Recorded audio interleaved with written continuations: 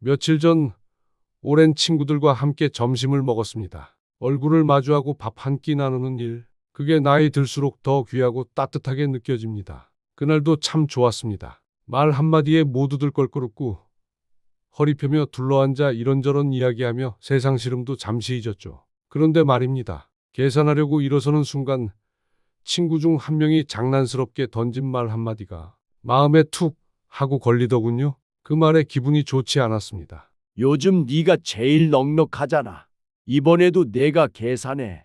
그 말 참 익숙합니다. 처음에는 그냥 웃으며 넘겼습니다. 그 다음에도 또 웃으며 또 냈지요. 그런데 이상하게도 그게 몇 번 쌓이고 나니 마음속 어딘가에서 서운함이 피어나더군요. 돈이 아까워서가 아닙니다. 그 말 뒤에 숨겨진 기대와 책정된 역할, 그게 마음을 무겁게 만드는 거죠. 그 말 뒤에 숨겨진 당연함, 그리고 내가 하지 않으면 뭔가 서운해하는 분위기, 그런 게 사람 마음을 자꾸 무겁게 만듭니다. 혹시 여러분도 그런 말 들어보신 적 있으신가요? 너 요즘 잘 나가잖아.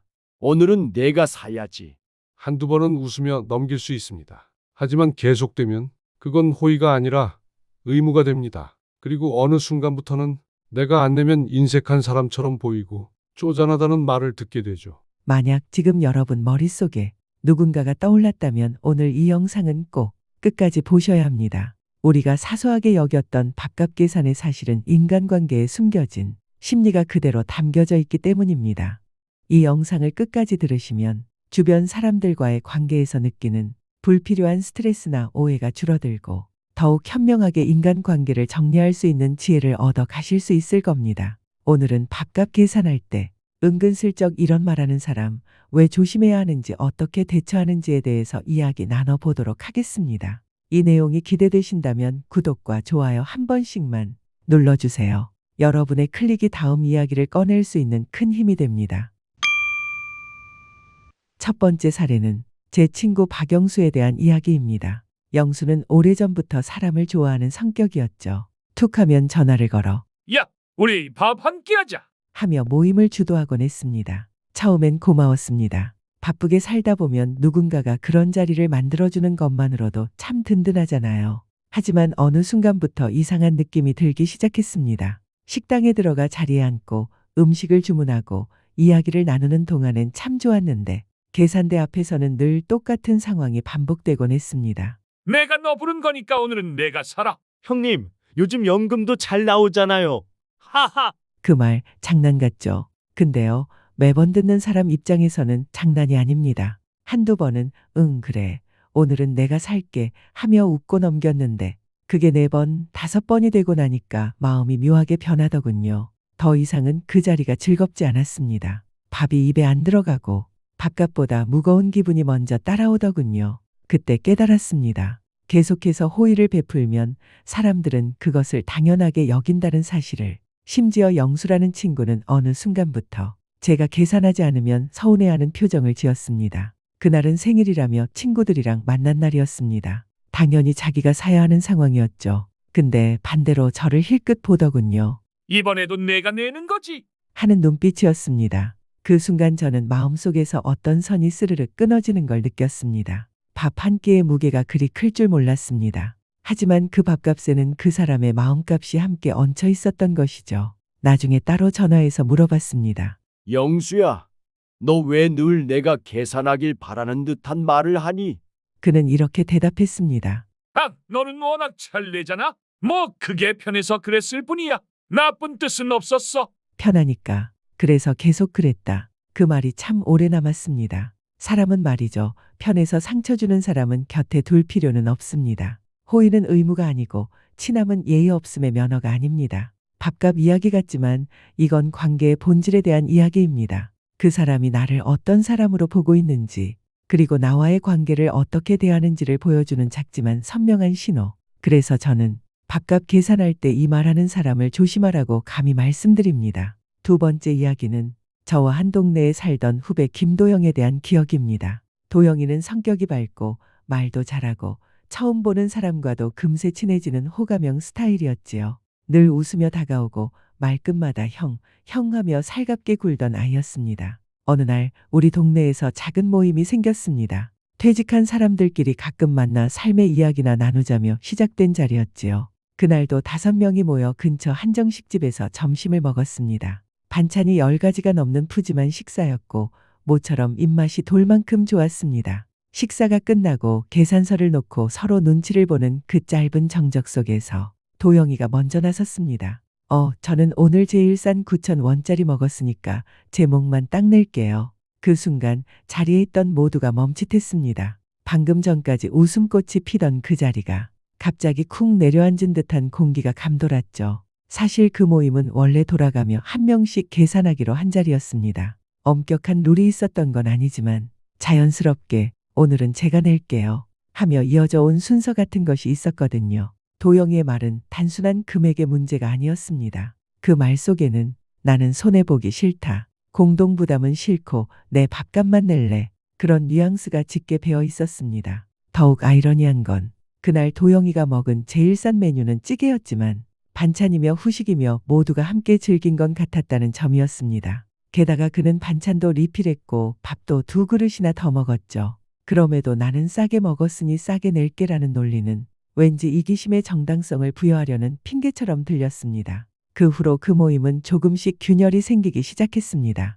처음엔 다들 그럴 수도 있지 뭐 하며 넘어갔지만 다음 모임에서도 도영이는 요즘 사정이 좀 어려워서요. 그냥 제 것만 하고 슬쩍 몸을 뺐습니다. 그리고 결국 그 모임에서 도영이를 다시 부르자는 사람은 아무도 없었습니다. 그는 모임을 떠난 것이 아니라 사람들의 마음에서 멀어진 것이었습니다. 밥값 하나가 사람을 평가하진 않습니다. 하지만 밥값 하나에도 그 사람의 태도와 철학이 스며 있다는 걸 그때 저는 절실히 느꼈습니다. 사람은 누구나 손해보기 싫어합니다. 그 마음 이해합니다. 하지만 관계 안에서는 때로는 조금 손해보는 척, 조금 더 베푸는 척 해야 할 때가 있습니다. 그 작은 배려가 관계를 지켜주는 큰 울타리가 되어주니까요. 3번째 이야기를 하자면 제 직장 후배였던 박성재에 대한 이야기입니다. 성재는 항상 말투가 부드럽고 인사성도 밝고 겉보기에는 꽤 괜찮은 후배였습니다. 저 역시 성재가 싹싹하다는 이유만으로 여러 번 밥을 샀지요.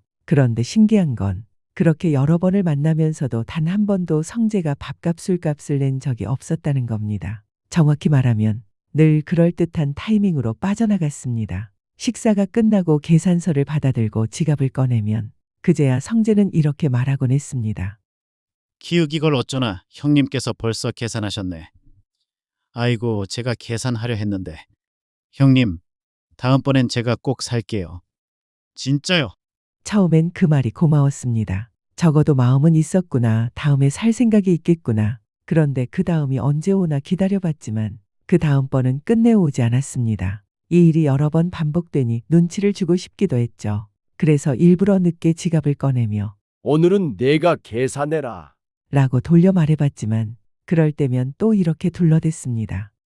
형님 제가 지금 현금이 부족해서 카드를 오늘 안 들고 왔네요. 참 절묘했습니다. 매번 계산이 끝난 후에만 아쉬워하는 사람. 정작 계산할 타이밍엔 조용히 물도 마시고 화장실도 가던 사람. 그제야 깨달았습니다. 그 말은 진심이 아니라 면피용 대사였다는 것을. 자신이 손해보지 않으면서도 상대에게 좋은 사람처럼 보이고 싶은 욕구.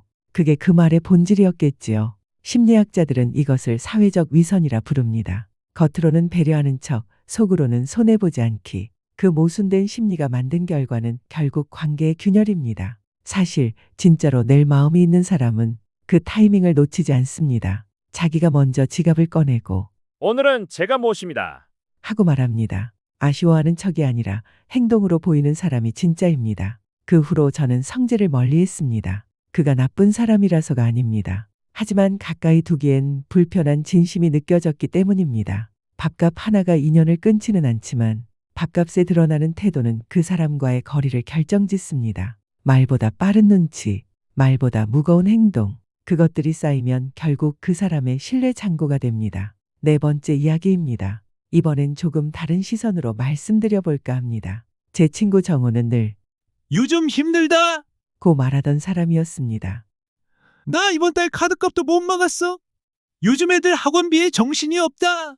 그런 말이 입에 붙어 있었지요. 그래서 자연스럽게 모임 자리에서도 그는 밥값에서 빠지는 사람이 되었고 우리도 별말 하지 않았습니다. 친구니까 오래 봐온 사람이니까 그냥 그런 사정이 있겠거니 이해했죠. 하지만 시간이 지날수록 저는 이상한 이질감을 느끼게 되었습니다. 정호의 SNS에는 새로 구입한 유명 브랜드 옷과 비싼 자동차의 사진이 올라와 있고 또 늘 가족들과의 여행 사진이 가득했습니다. 그 비싼 와이너리에서의 와인 사진, 겨울엔 스키, 여름엔 풀빌라, 늘 빠듯하다고 하던 입에서는 한우 먹으러 갈래? 이번엔 제주도다. 이 같은 말이 툭툭 튀어나왔습니다. 그러면서도 우리 친구들과의 식사 자리에서는 아, 오늘은 내가 좀 곤란해서.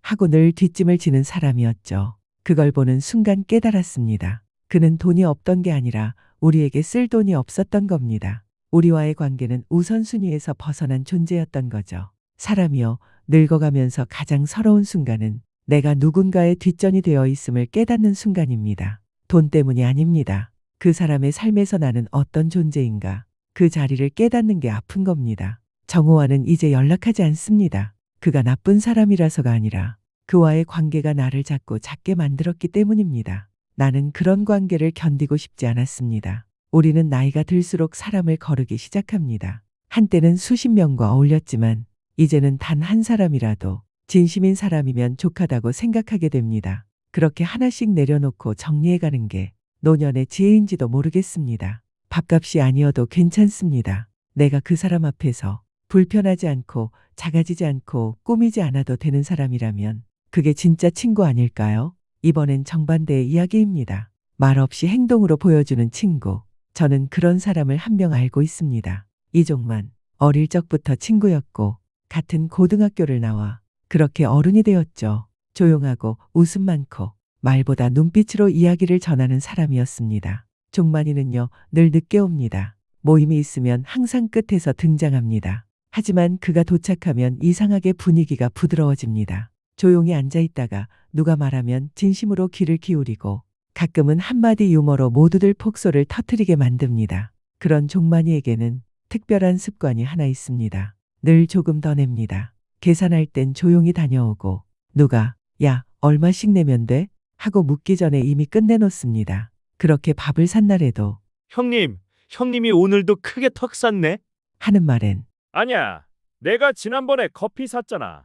하고 웃으며 넘깁니다. 그 커피 한 잔 사실 몇천 원이었고 오늘 밥값은 몇만 원이었지만요. 그게 종만이 방식이었습니다. 내가 너를 아끼고 있다는 걸 계산서로 말하지 않겠다는 방식. 그래서 우리는 그를 마음으로 존중하게 되었고 가끔씩은 누가 먼저 말하지 않아도 오늘은 종만이는 내지 마. 종만이 내가 늘 쌌잖아. 하고 서로 나서게 되었습니다. 말보다 먼저 행동하는 사람. 내가 말하기 전에 눈치채는 사람. 그런 사람은 늙어갈수록 더 귀해집니다. 종만이와는 50년을 함께했지만 한 번도 다툰 적이 없습니다. 이유는 단 하나. 그는 늘 나보다 내 마음을 먼저 생각해주는 사람이었기 때문입니다. 밥값이 중요한 게 아닙니다. 밥을 함께 먹을 때 내가 그 사람 앞에서 어떤 감정을 느끼는가. 그게 관계의 본질입니다. 어떤 사람과 밥을 먹으면 마음이 따뜻해지고 어떤 사람과 먹으면 왠지 모르게 미세하게 쪼그라드는 느낌. 우리는 그걸 잘 압니다.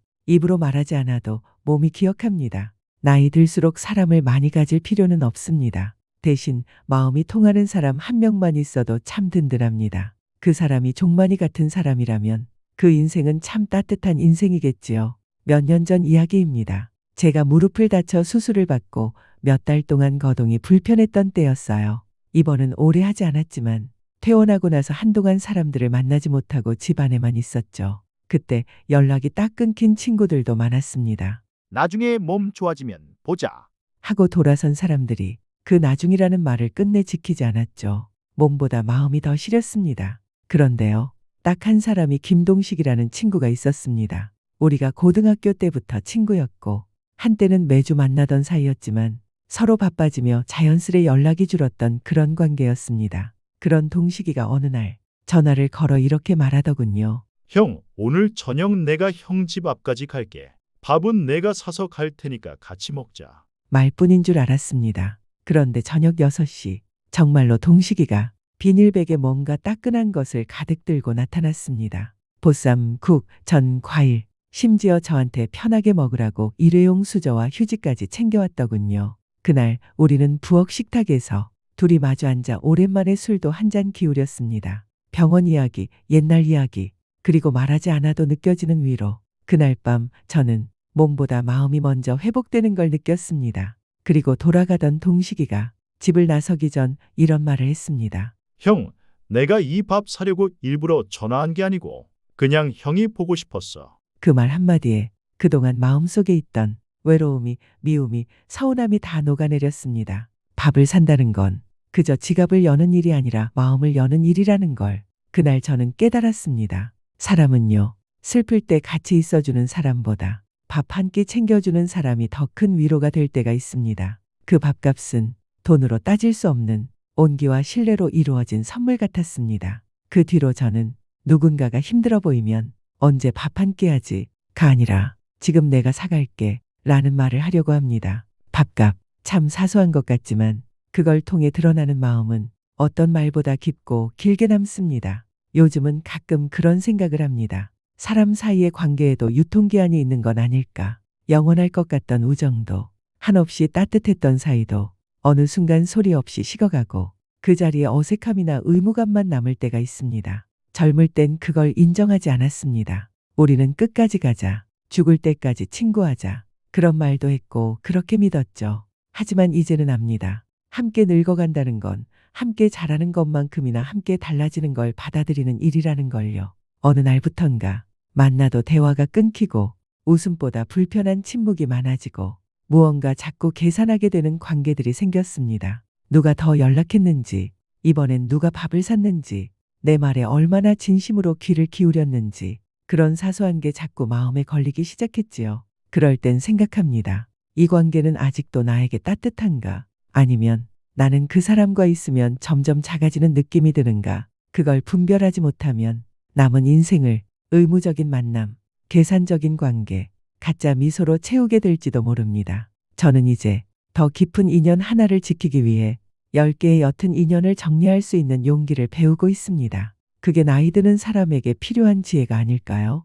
밥값 이야기를 하며 여기까지 왔습니다. 하지만 결국 이 모든 이야기는 사람을 대하는 자세에 대한 이야기입니다. 어떤 사람은 밥값을 굳이 따지지 않지만 관계 안에서는 지독히 따지는 사람도 있습니다. 또 어떤 사람은 밥값을 정확히 나눠내지만 진심과 배려는 언제나 더 많이 건네는 사람이기도 하죠. 우리는 이제 그런 걸 느낄 수 있는 나이가 되었습니다. 저 사람은 나를 정말 사람으로 대하는가? 그 질문 앞에 솔직해지는 일, 그게 지금 우리가 해야 할 선택입니다. 어느 날 문득 그런 생각이 들었습니다. 오래된 사람이 좋은 사람은 아니구나. 시간이 그 사람을 증명해 주는 줄 알았는데 사실은 시간이 흘러도 그 사람은 그냥 시간만 오래된 사람일 수 있다는 걸 이제야 알게 되었습니다. 10년, 20년을 함께한 인연이라 해도 어느 순간부터 마음이 통하지 않고 내 이야기를 듣지 않고 오히려 내가 그 사람 앞에서 기운 빠지고 조심스러워지고 작아지는 느낌이 든다면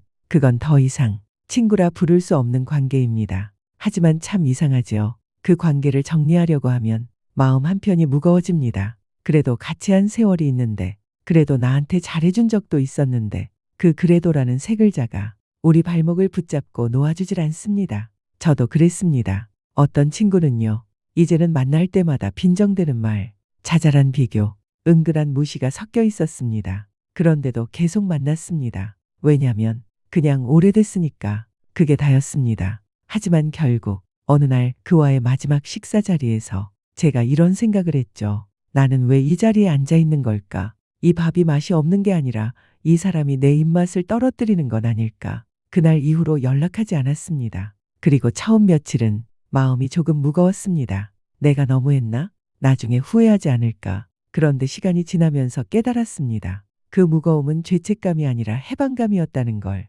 우리는 인생을 살면서 수없이 많은 사람을 만납니다. 그 중에서 진짜 친구는 함께 있을 때 편안하고 내가 내 모습 그대로 있어도 괜찮은 사람입니다. 아무 말 없이 마주 앉아도 어색하지 않고 내 슬픔 앞에서 서둘러 위로하지 않고 그저 옆에 있어주는 사람. 그런 사람 하나면 충분합니다. 나머지 인연은 미안함 없이 떠나보내도 됩니다. 우리는 이제 사람을 수집할 나이가 아닙니다. 관계를 정리하고 내 마음의 공간을 따뜻하게 만들 사람만 남겨야 할 나이입니다. 돌이켜보면 우리가 함께했던 수많은 식사 자리엔 밥보다 더 많은 것이 오고 갔습니다. 말의 무게, 태도의 온도, 마음의 방향. 그런 것들이 천천히 식탁 위에 놓였습니다. 누군가는 밥값보다 무거운 기운을 남기고 떠났고 누군가는 아무 말 없이 따뜻한 잔을 따라주며 내 마음까지 채워주고 갔습니다. 이제는 알겠습니다. 밥값을 누가 냈느냐보다 그 자리에 내가 어떤 감정을 품고 있었는가가 더 중요하다는 걸.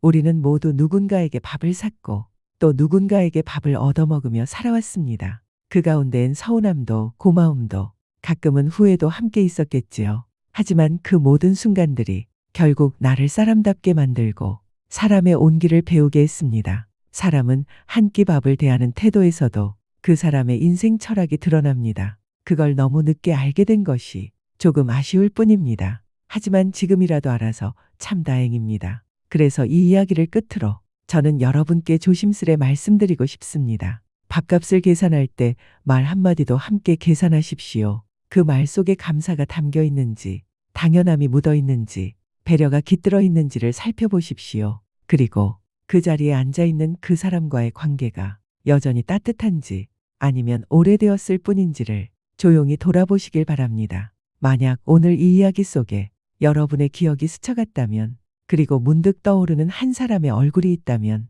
그 사람과의 식사 자리에서 당신은 편안했는지 아니면 불편을 감추고 있었는지 그 마음의 소리를 들어보시길 바랍니다. 지금까지 긴 이야기 함께 해주셔서 감사합니다. 별빛마루의 인생 이야기. 오늘도 삶의 조용한 풍경 속에서 여러분과 마음을 나누었습니다. 영상이 마음에 드셨다면 구독, 좋아요, 알림 설정 한 번만 눌러주세요. 그 따뜻한 손길 하나가 다음 이야기를 전할 수 있는 힘이 됩니다. 고맙습니다. 그리고 오늘도 따뜻한 밥 한 끼처럼 당신의 하루가 편안하시길 바랍니다.